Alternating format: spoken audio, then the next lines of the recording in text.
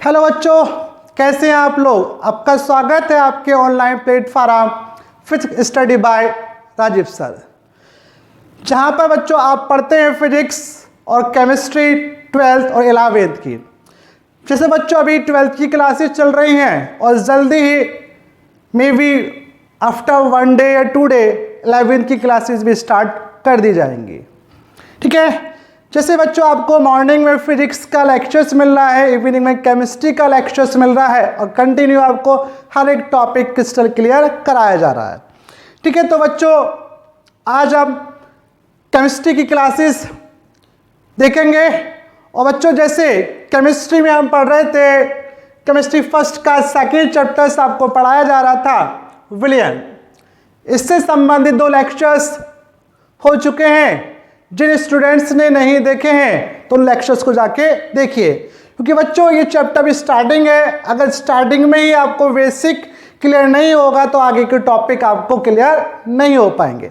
तो स्टार्टिंग के जो लेक्चर्स है बहुत ही इंपॉर्टेंट है आगे चैप्टर्स को समझने के लिए, इसलिए स्टार्टिंग के लेक्चर्स देखने ज़रूरी है। तो देखो बच्चों, हमने अपने लास्ट लेक्चर्स में आपको बताया था कि किसी विलियन की सांद्रता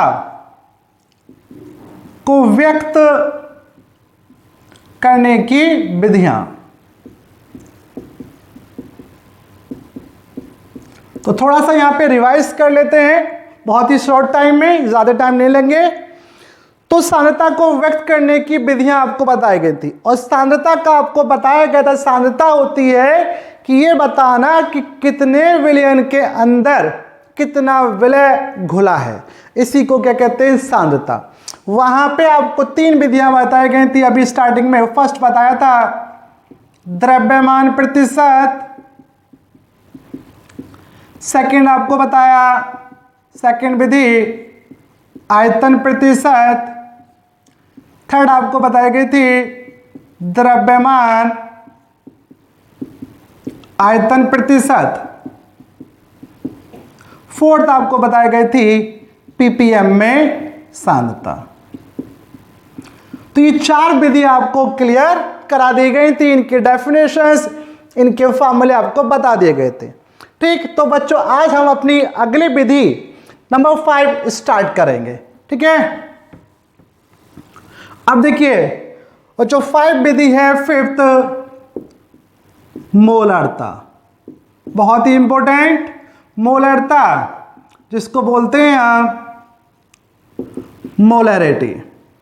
ठीक है, मोलरता अर्थात मोलरिटी। ठीक, अब बच्चों यहां पे जैसे नाम में ही क्लियर है कि यहां पे क्या आ रहा है, मोल आ रहा है। क्या आ रहा है, मोल। तो जैसे आपको मैंने बताया कि सांद्रता का मतलब होता है, सांद्रता में हमें यह बताना होता है कि विलयन के सापेक्ष कितना विलय है, यानी कितने विलयन में कितना विलय घुला है। कितने विलयन का मतलब कितनी मात्रा में, कितनी विलयन की कितनी मात्रा में, कितनी मात्रा का मतलब उसको या तो आयतन में बताया जाएगा ml में, या ग्राम में, या ठीक है मोल में। कितने विलयन में कितनी विलयन की कितनी मात्रा में विलय की कितनी मात्रा घुली है, यह बताना क्या कहलाता है, इसी को क्या कहते हैं, हम सांद्रता कहते हैं। अब यहां पे जो विलयन की या विलय की जो मात्रा है वो व्यक्त की जाएगी बच्चों मोल में।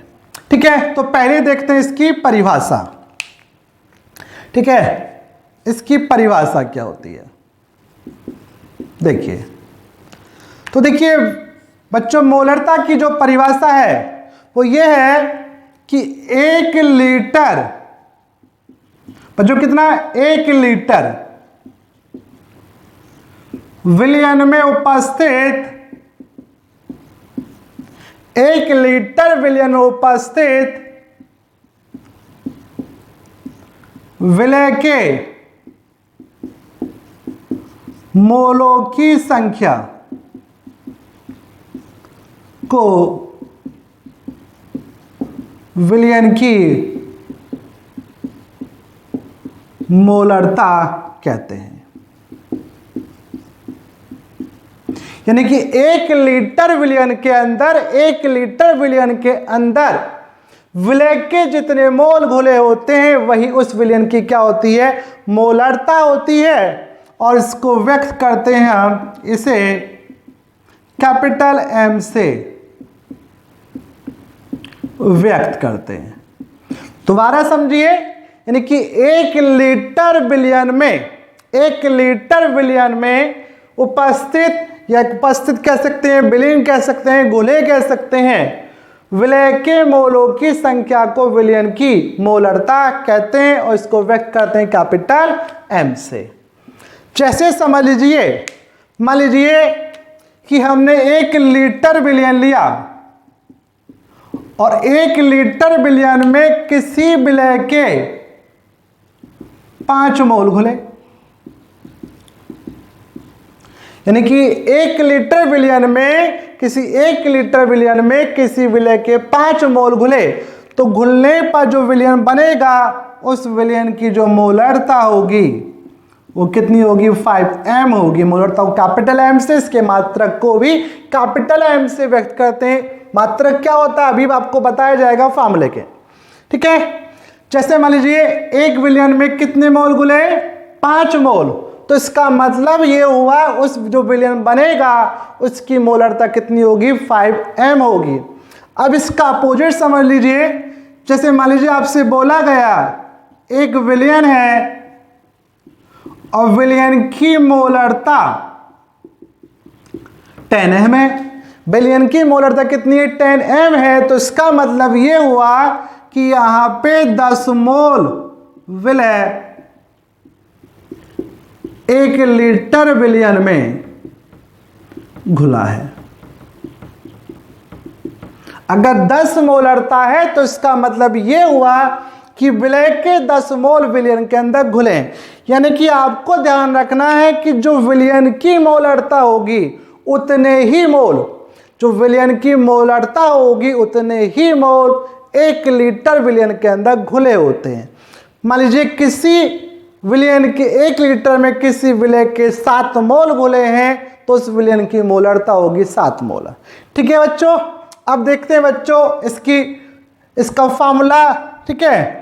तो जैसे आप फार्मूला हो जाएगा, क्योंकि सांद्रता में बताया जाता है विलयन के सापेक्ष विलय की मात्रा, तो यहां पे मोलरता का फार्मूला होगा m बराबर विलय के मोलों की संख्या,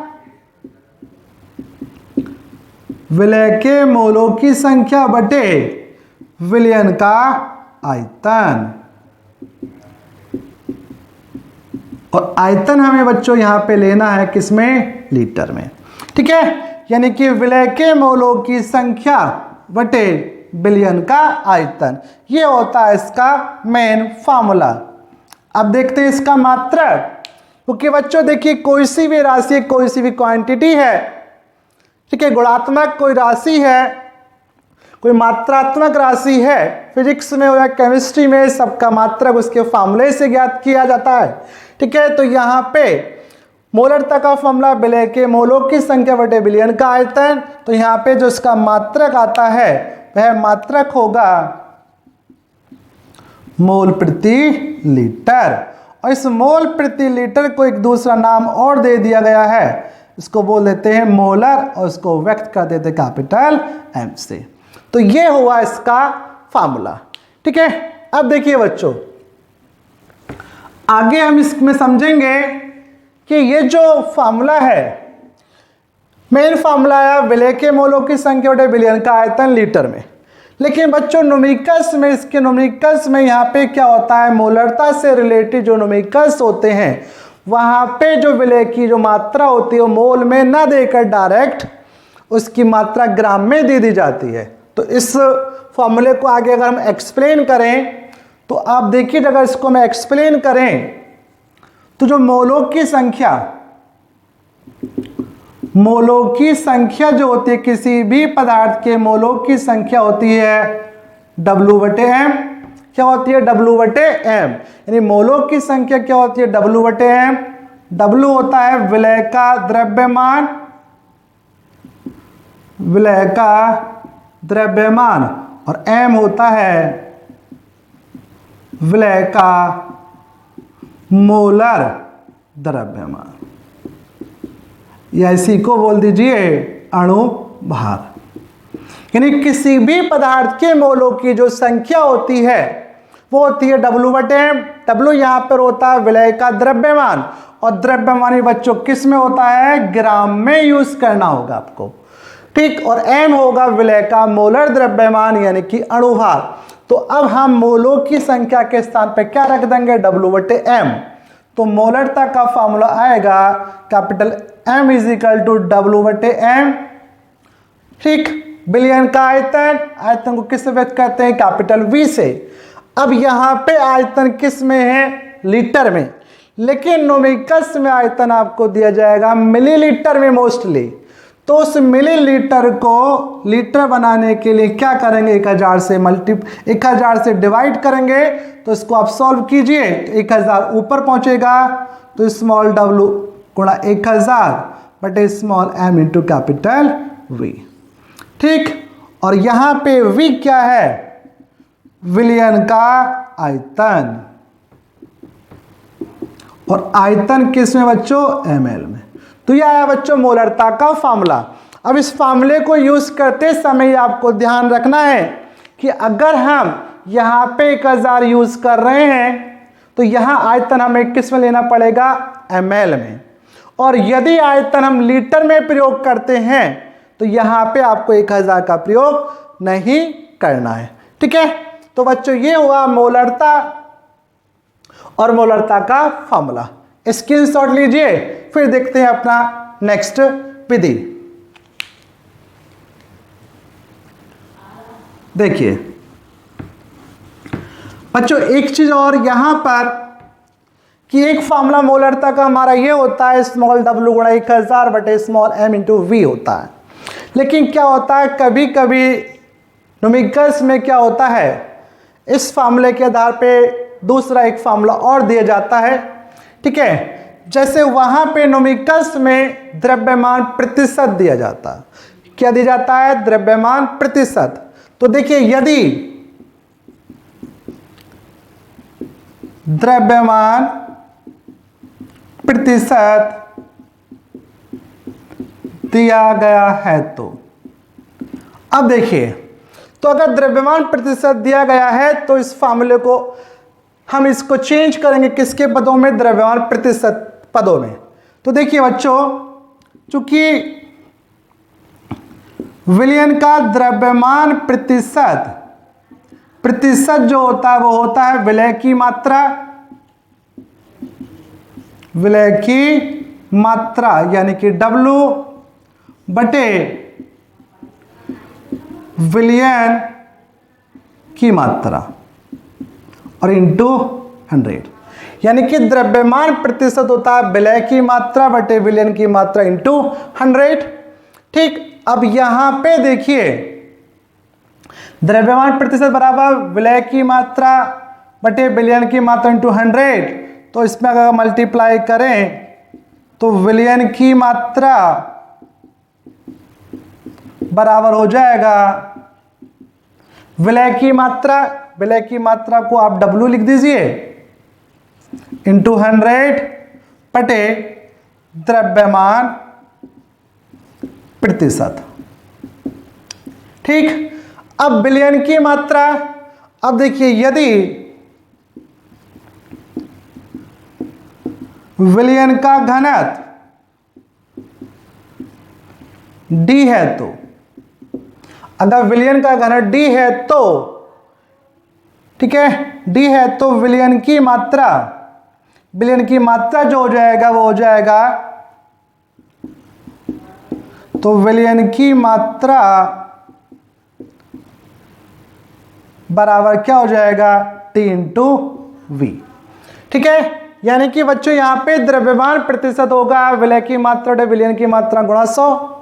अब यहां पे हमने इसको सॉल्व करा तो विलयन की मात्रा क्या आ गया, W इंटू 100 बटे द्रव्यमान प्रतिशत। अब यदि विलयन का घनत्व, क्योंकि विलयन की मात्रा है, विलयन की मात्रा नहीं दी जाती है, तो विलयन का घनत्व अगर D है तो विलयन की मात्रा होगी यानी कि M D इंटू V।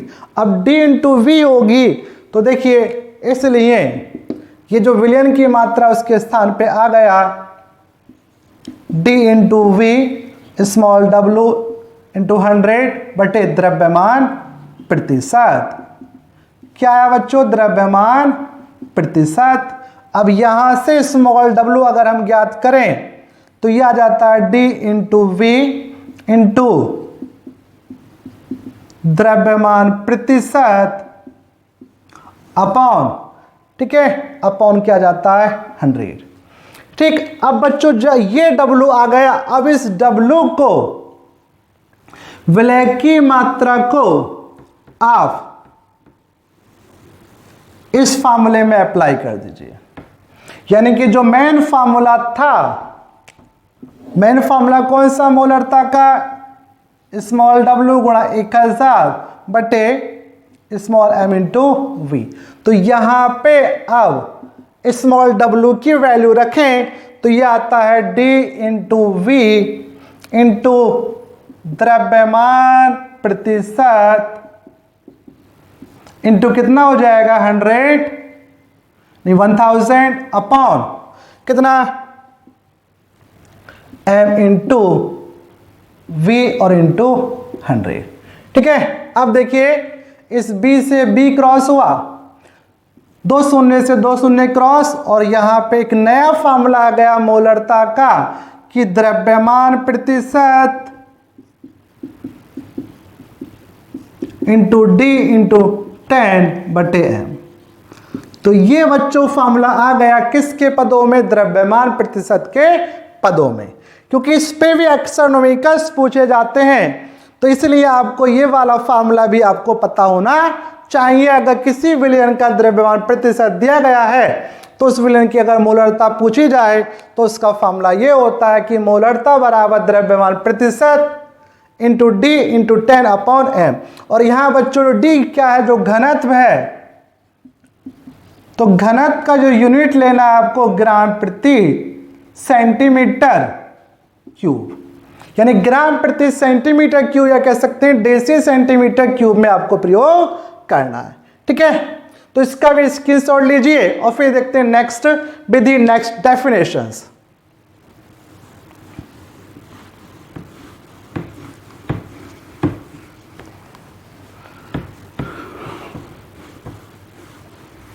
अब देखिए बच्चों अगली विधि है मोललता। इसको बोल देते हैं हम मोलैलिटी। थोड़ा सा अंतर है शब्दों में, एक है मोलरता और एक है मोललता, यानी कि मोलैलिटी। अब देखते हैं सबसे पहले इसकी परिभाषा। ठीक है, तो सबसे पहले देखते हैं इसकी परिभाषा। देखिए बच्चों परिभाषा क्या है, यहां पे देखिए इसकी जो डेफिनेशन वो ये है कि 1 किलोग्राम विलायक, यानी कि केवल इसी डेफिनेशन में, सांद्रता की केवल इसी परिभाषा में, जितनी भी सांद्रता की परिभाषा है उनमें सभी में हमें ये बताना होता है कि विलयन की कितनी मात्रा में विलय का कितनी मात्रा, विलय की कितनी मात्रा घुली है। केवल एक अकेली ये डेफिनेशन है जिसमें हमें बताना होता है कि कितने विलायक में विलायक की कितनी मात्रा में कितना विलय घुला है। ठीक है, यानी विलायक के सापेक्ष मात्रा बतानी होती है। तो देखिए परिभाषा, 1 किलोग्राम विलायक में उपस्थित विलय के मोलों की संख्या को विलयन की मोललता कहते हैं। ठीक है, यानी 1 किलोग्राम विलायक में उपस्थित 1 किलोग्राम विलायक में उपस्थित विलय के मोलों की संख्या को विलयन की मोललता कहते हैं। ठीक है, और इसे स्मॉल m से व्यक्त करते हैं, इसे स्मॉल m से व्यक्त करते हैं। तो बच्चों देखिए इसका फॉर्मूला हम देखें, जैसे मान लीजिए यानी 1 किलोग्राम विलायक में उपस्थित विलायक के जो मोलों की संख्या होती है वही क्या होती है, विलयन की मोललता। जैसे मान लीजिए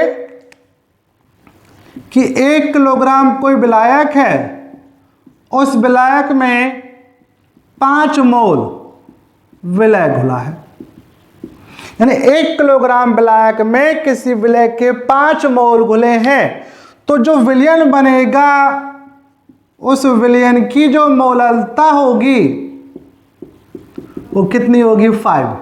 मात्रक होता है इसका मोलल, अभी बताएंगे। दोबारा समझिए, अगर किसी 1 किलोग्राम विलायक में किसी विलय के 5 मोल घुले हैं तो जो विलयन बनेगा उसकी मोललता कितनी होगी, 5 मोलल होगी। ठीक, अब बच्चों देखिए न्यूमेरिकल्स में इसका अपोजिट आता है। अब इसको अपोजिट, इसका जो अपोजिट है वो भी समझिए।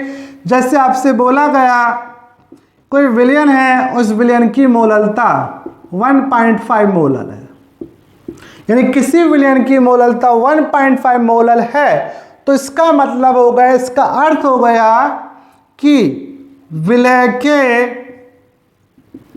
1.5 मोल, विलय के 1.5 मोल 1 किलोग्राम विलायक में घुले हैं। ठीक है, विलय के 1.5 मोल 1 किलोग्राम विलायक में घुले हैं। ठीक है, अब बच्चों देखते हैं इसका फॉर्मूला। तो मोललता का जो फॉर्मूला होता है वो होता है विलय के मोलों की संख्या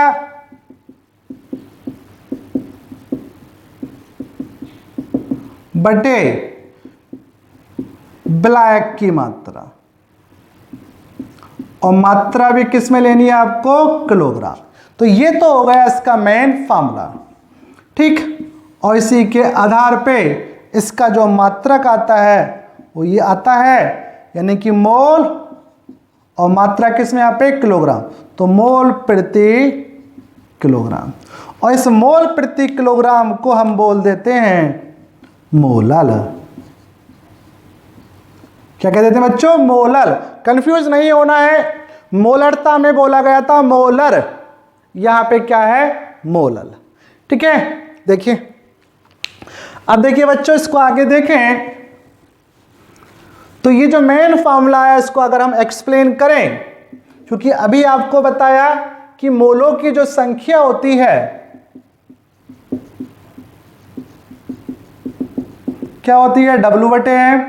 अब ये फॉर्मूला यहां पे रखिए, तो जो मोललता आती है तो मोललता का फॉर्मूला हो जाएगा स्मॉल w, ठीक है, इंटू 1000 और m इंटू कैपिटल W, ये आ गया। ठीक, यानी कि मोलों की संख्या के स्थान पर W/M रख दिया हमने। विलायक की मात्रा यानी कैपिटल W जो आया ये व्यक्त कर रही है किसको, विलायक की मात्रा को। किसको व्यक्त करें बच्चों, विलायक की मात्रा को। विलायक की मात्रा भी किस में है, यहाँ पे ग्राम में। तो यहां भी आपको ध्यान रखना है, अगर विलायक की मात्रा हम ग्राम में ले रहे हैं तो फॉर्मूले में 1000 यूज करेंगे, और यदि विलायक की मात्रा हम किलोग्राम में ले रहे हैं तो 1000 यूज नहीं करेंगे। तो बच्चों ये मोललता। ठीक, अब बच्चों यहां पे ध्यान से रखना है, क्योंकि मोललता के फॉर्मूले में कहीं भी आयतन नहीं आ रहा, और विलयन का जो आयतन होता है वो डिपेंड करता है ताप पर। वो किसी भी द्रव्य का द्रव हुआ कोई, क्योंकि विलायक जो होगा मुख्यतः आपको द्रव रूप में दिया जाएगा, और किसी भी द्रव का जो आयतन होता है वो डिपेंड करता है ताप पर। लेकिन इस विधि में कहीं पर भी फॉर्मूले में आयतन नहीं आया, तो इसका मतलब ये हुआ कि मोललता ताप पर निर्भर नहीं करती है, यानी कि मोललता ताप पर निर्भर नहीं करती है, ताप पर निर्भर नहीं करती है। ठीक है बच्चों, तो स्क्रीनशॉट लीजिए, फिर देखते हैं नेक्स्ट विधि।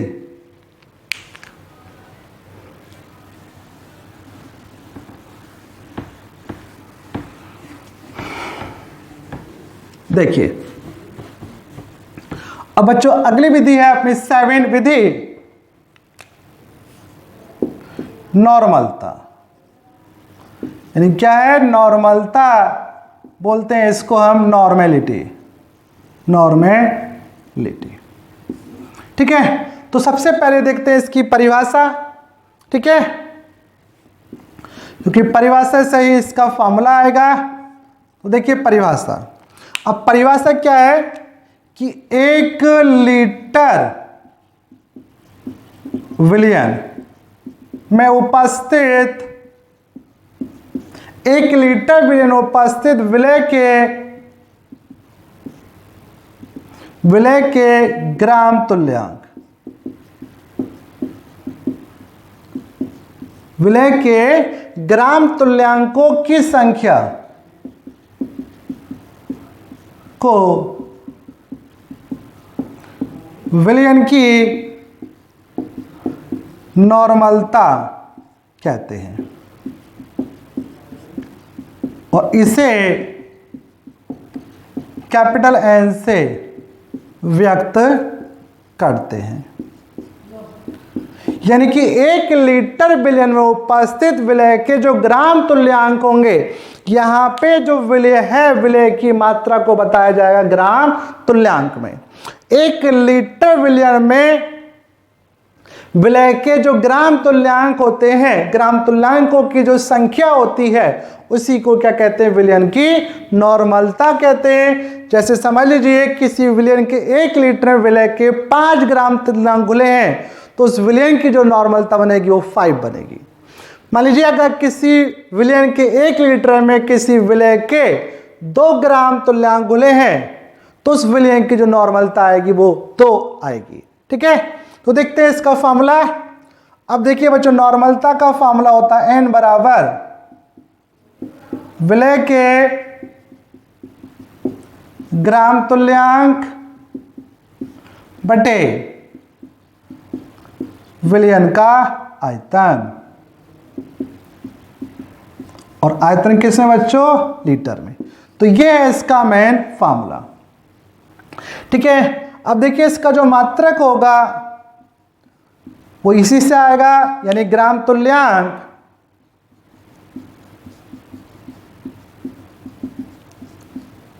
प्रति लीटर, या इसी को हम दिखा देते हैं कैपिटल एन से, यानी इसके मात्रक को भी किससे लिख देते हैं, कैपिटल एन से, लेकिन मेन मात्रक होता है ग्राम तुल्यांक प्रति लीटर। अब देखिए बच्चों, इसको एक्सप्लेन करें तो जैसे आपको बताया अभी कि विलय के जो मोल होते हैं, तो मोल का फॉर्मूला होता था W/M। अब यहां पे एक नया टर्म आया ग्राम तुल्यांक। तो ग्राम तुल्यांक क्या होता है, किसी भी विलय के, यानी कि विलय के ग्राम तुल्यांक का जो फॉर्मूला होता है वो होता है W/E। क्या होता है बच्चों, W/E, और E को बोलते हैं हम तुल्यांकी भार। क्या कहते हैं बच्चों, E को क्या होता है, तुल्यांकी भार। इस तुल्यांकी भार का मान भी हर एक पदार्थ के लिए, हर एक यौगिक के लिए अलग अलग होता है। तो कोशिश ये भी की जाएगी कि किसी कंपाउंड का अगर तुल्यांकी भार हमें निकालना तो कैसे निकालते हैं वो भी बताएंगे। ठीक है, तो अब देखिए ये वैल्यू आप यहाँ पे रखिए, तो N = ग्राम तुल्यांक क्या हो गया, W/E। V आयतन, आयतन को 1000 से डिवाइड कीजिए तो N = आ जाएगा W × 1000/E × V। बिल्कुल वही सिस्टम जो मोलरता का है, बस अंतर यह है क्योंकि मोलरता थी तो वहां पे अणुभार लिया जा रहा है, यहाँ पे नॉर्मलता है तो यहाँ पे क्या लिया जाना है, तुल्यांकी भार, और V हो गया यहाँ पे विलयन का आयतन। क्या हो गया बच्चों, विलयन का आयतन, और आयतन किसमें, मिलीलीटर में। तो फिर भाई आपको ध्यान रखना है कि अगर आयतन हम ml में यूज कर रहे हैं तो 1000 लेंगे यहाँ पे, अगर आयतन को 1 लीटर में यूज कर रहे हैं तो हम 1000 नहीं लेंगे। ठीक है, स्क्रीनशॉट लीजिए बच्चों, फिर आगे समझते हैं। देखिए बच्चों, तो ये बच्चों नॉर्मलता आ गया, नॉर्मलता का फॉर्मूला आ गया N = W × 1000 × E × V। अब देखिए बच्चों, जैसे आपको मोलरता में समझाया गया कि मोलरता के जो न्यूमेरिकल्स आते हैं वहां पे द्रव्यमान प्रतिशत दिया जाता है, तो इसी प्रकार से यदि द्रव्यमान प्रतिशत दिया गया है तो सेम इसी प्रकार से जैसे आपको पीछे अभी मोलरता में समझाया, उसी आधार पर उसी तरीके से अगर हम W की वैल्यू निकाल लें और W की वैल्यू निकाल कर वैल्यू यहाँ पे रखें तो सेम उसी प्रकार से नॉर्मलता का फॉर्मूला आ जाता है एक कि N बराबर हो जाएगा द्रव्यमान प्रतिशत गुणा विलयन का घनत्व गुणा 10 बटे विलय का तुल्यांकी भार। बिल्कुल सेम प्रकार से ये फॉर्मूला आ जाता है। ठीक, तो बच्चों ये हुए नॉर्मलता के फॉर्मूले। अब बच्चों यहां पे ये आया तुल्यांकी भार, तो देखिए बच्चों कुछ तुल्यांकी भार के फॉर्मूले हैं, उनको ध्यान रखने ना। जैसे बात करें किसी अम्ल के, तो अम्ल का जो तुल्यांकी भार होता है वो अम्ल का तुल्यांकी भार होता है अम्ल का अणुभार बटे अम्ल की क्षारकता। क्योंकि तुल्यांकी भार भी आपको नहीं दिया जाएगा तो तुल्यांकी भार आपको मालूम होना चाहिए। तो किसी अम्ल का तुल्यांकी भार होता है अम्ल का अणुभार बटे अम्ल की क्षारकता। अम्ल आप जानते होंगे कि वह पदार्थ जो अपने जलीय विलयन में H आयन मुक्त करता है उसको क्या कहते हैं, अम्ल कहते हैं। ठीक, और अम्ल की क्षारकता का मतलब होता है, यानी कि क्षारकता का मतलब है स्थानांतरित H आयनों की संख्या। जैसे मान लीजिए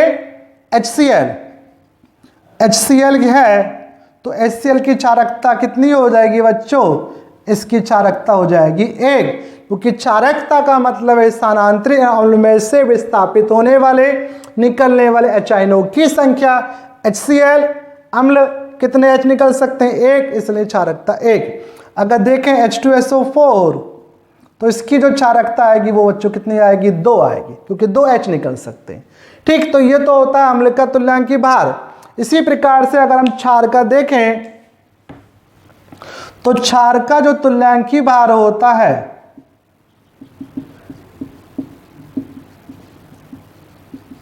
वो होता है अणुभार बटे क्षार की अम्लीयता। क्षार की अम्लीयता, और अम्लीयता का मतलब होता है बच्चों स्थानांतरित OH आयनों की संख्या। स्थानांतरित OH आयनों की संख्या, क्योंकि क्षार क्या होता है, क्षार वह पदार्थ होता है जो अपने जलीय विलयन में से OH आयन को मुक्त करता है, उसको क्या कहते हैं, क्षार। जैसे आप समझिए NaOH क्षार है, CaOH का उल्टवाइज ये भी क्षार है। तो अगर इनका हम तुल्यांकी भार निकालें तो तुल्यांकी भार होगा अणुभार बटे क्षारकता। जैसे NaOH को देखें तो NaOH का अणुभार कितना आ जाएगा, 40। अणुभार का मतलब होता है कि किसी भी यौगिक के अंदर जिन तत्वों के परमाणु उपस्थित हैं उन सभी परमाणुओं का जो परमाणु भार होगा उन सब का योग कर दीजिए, यौगिक का अणुभार आ गया। ठीक, इसका अणुभार आ जाएगा 40, क्योंकि सोडियम का 23, हाइड्रोजन का 24 हुआ, ऑक्सीजन का 16 होता है, तो टोटल कितना हो गया 40। और इसकी क्षारकता कितनी है, इसकी अम्लीयता क्योंकि क्षार है 1, क्योंकि 1 H निकल सकता है। बच्चों देखिए विलियन चैप्टर्स में न्यूमेरिकल्स करने के लिए आपको मोस्टली यानी कि लगभग 1 से लेकर जो मुख्य तत्व है उन सब के आपको परमाणु भार याद होने चाहिए, क्योंकि परमाणु भार एग्जाम में कभी दे दिए जाते हैं कभी नहीं दिए जाते एग्जाम में। ठीक है, इसलिए आपको याद होने चाहिए।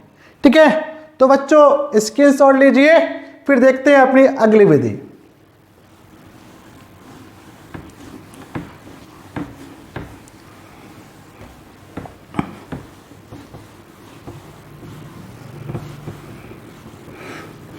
देखिए बच्चों, अगली विधि है मोल अंश। क्या है मोल अंश? इसी को हम देखिए ये भी क्या देते हैं, मोल प्रभाज, यानी कि मोल फ्रैक्शन।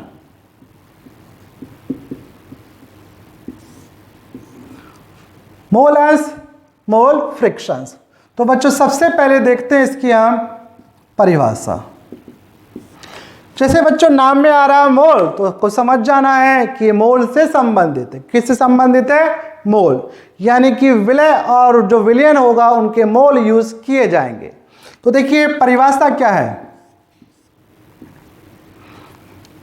यानी कि विलयन के किसी अवयव, अब बच्चों आया किसी अवयव, तो आपको स्टार्टिंग में, लेक्चर के स्टार्टिंग में बताया गया कि हम यहाँ पे 12th में द्विअंगी विलयन पढ़ेंगे। और द्विअंगी विलयन का मतलब विलयन में दो ही अवयव होंगे, एक होता है विलय और एक होता है विलायक। तो किसी भी अवयव का मतलब है विलय या विलायक। तो विलयन के किसी भी अवयव के मोलों की संख्या और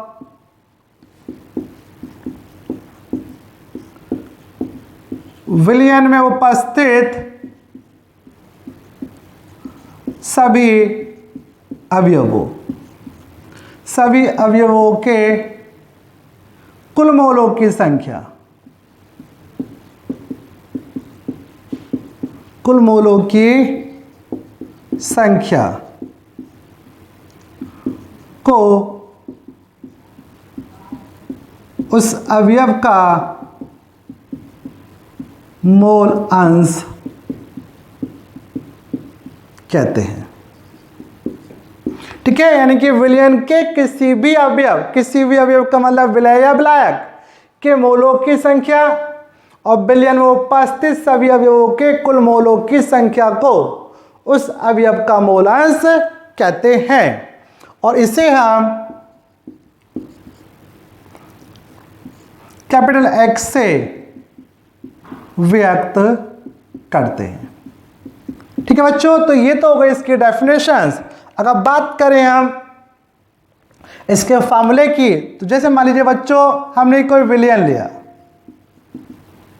अब विलयन के दो ही अवयव होंगे, एक विलय और एक विलायक। मान लीजिए विलय के मोलों की संख्या स्मॉल n और विलायक के मोलों की संख्या कैपिटल N, यानी कि विलयन के दो ही अवयव विलय और विलायक, विलय के मोलों की संख्या स्मॉल n, विलायक के मोलों की संख्या कैपिटल N, या इसको n1 मान लो, इसको n2, इच्छा आपकी।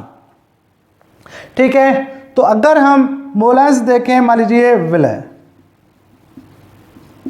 बच्चों जिस तत्व का, जिस यौगिक का हमें मोल अंश ज्ञात करना होता है उसको x के राइट साइड में इस प्रकार सफिक्स लिख देते हैं। इस x विलय का मतलब हो गया विलय का मोल अंश, विलय का मोल प्रभाज, यानी कि मोल फ्रैक्शंस ऑफ सॉल्यूट। ठीक है, तो डेफिनेशंस ये थी कि विलयन के किसी भी अवयव के मोलों की संख्या और विलयन में उपस्थित सभी अवयवों के कुल मोलों की संख्या को, मोलों की संख्या के अनुपात को, मिस्टेक हो गई डेफिनेशंस में, अवयव के मोलों की संख्या और विलयन में उपस्थित सभी अवयवों के कुल मोलों की संख्या के अनुपात। ठीक है बच्चों, थोड़ा सा करेक्शंस करते हैं, यहां पे लिखने से रह गया, मोलों की संख्या के अनुपात को उस अवयव का, यानी कि जो मोल अंश था डेफिनेशन कि विलयन के किसी भी अवयव के मोलों की संख्या और विलयन में उपस्थित सभी अवयवों के कुल मोलों की संख्या के अनुपात को उस अवयव का मोल अंश कहते हैं। तो विलय का मोल अंश क्या होगा? विलय के मोल कितने n बटे कुल मोल सभी अवयव, कुल मोल का मतलब विलय प्लस विलायक, तो यह आया विलय का मोल अंश। इसी प्रकार से अगर हम देखें विलायक का मोलांश।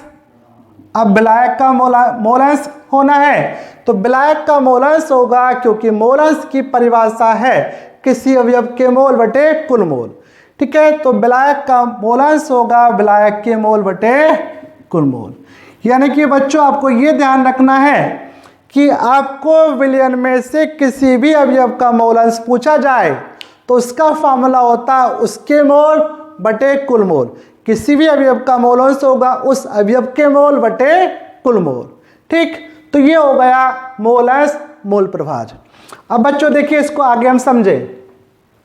मान लीजिए समीकरण 1 और ये समीकरण 2। ठीक है, तो अगर हम समीकरण 1 और 2 को जोड़ देते हैं, यानी कि समीकरण 1 और 2 को अगर हम जोड़ देते हैं तो जोड़ने पे क्या आएगा, ये x विलय का मोलांश प्लस विलायक का मोलांश is equal to left side को लेफ्ट साइड के साथ, राइट साइड को राइट साइड के साथ, तो ये आ जाएगा small n upon small n plus capital N, small n upon small n plus capital N। तो आगे इसको अगर सॉल्व करें तो विलय का मोलांश विलायक का मोलांश, इसका एलसीएम आया बच्चों n प्लस n, और ये भी आ गया small n plus capital N। ठीक है, विलय का मोलांश small n upon small n plus capital N, विलायक का मोलांश capital N upon small n plus capital N। तो ये क्या हो गया बच्चों, कैंसिल हो गया सारा का सारा। ठीक, और यहाँ पे बचा कितना, 1।